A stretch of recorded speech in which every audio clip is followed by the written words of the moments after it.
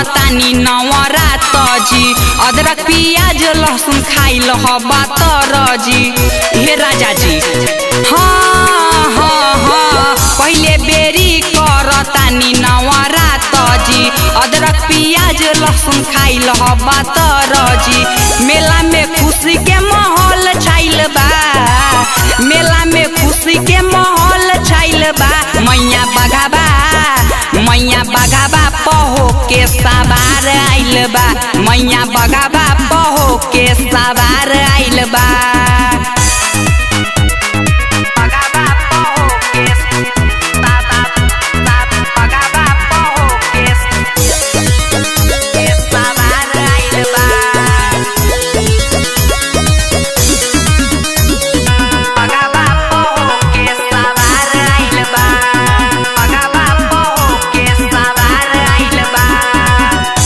तो बहिन आइल बा एक के साथ में। कार्तिक गणेश शिव शंकर बैठल कात में। हे राजा जी सातो बहिन आइल बा एक के साथ में। कार्तिक गणेश शिव शंकर बैठल कात में। मलिन गेनी फूल के हार लाइल बा। मलिन गेनी फूल के हार लाइल बा। मैया बगाबा पहो के सवार आइल बा। मैया बगाबा पहो के सवार आइल बा।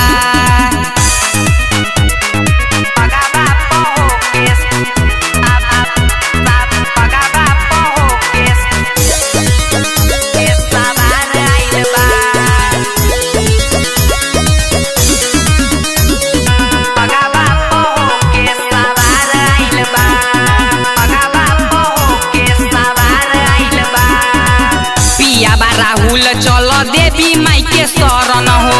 दर्शन करे है माई के आवे सातो बरन हो। मान जाई ना ये राजा जी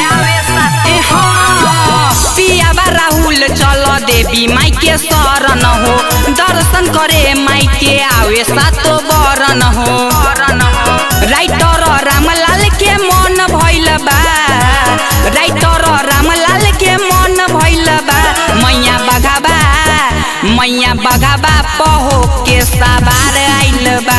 मैया बगाबा पहो के सवार आइल बा। पहले बेरी करतानी नवरात जी। अदरक प्याज लहसुन खाइल बातर जी। मेला में खुशी के माहौल छाइल बा। मेला में खुशी के माहौल छाइल बा। मैया बगाबा पहो के सवार आइल बा। मैया बगाबा पहो के सवार आइल बा। बगाबा पहो के सवार आइल बा। रिकॉर्डिंग बाय जय Ganga studio Sursand. Mobile number 91 220 75 111।